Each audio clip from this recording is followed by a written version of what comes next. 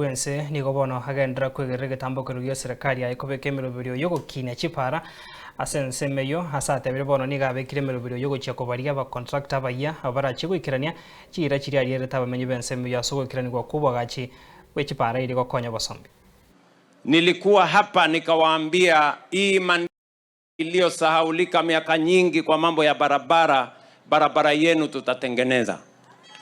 Barabara iliyokwama miaka 7 ya kutoka hapa Mandera kwenda Fino mpaka Lafe. Mimi nasimama hapa, contractor nishamrudisha, nimeweka pesa ya kutosha ya kutoa barabara hiyo kutoka hapa mpaka Fino, na hiyo barabara kutoka Fino mpaka Lafe nimeweka kandarasi. Mimi nitarudi hapa kuianzisha na kuijenga na kuikamilisha.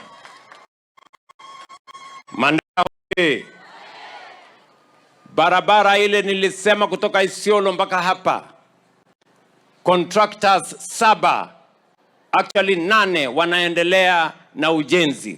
Contractors 3 na kutoka Elwak mpaka ifike hapa walikuwa wajeuri, lakini wale wajeuri niliwafukuza. Tafuta contractors wengine ambao watakao jenga barabara hiyo. Annuity ilikuwa ya kutoka Ramo mpaka hapa, tayari tumewalipa wale watu watoa. Tunaweka katika program ya bank na tutatangaza kandarasi kabla ya mwisho wa 7.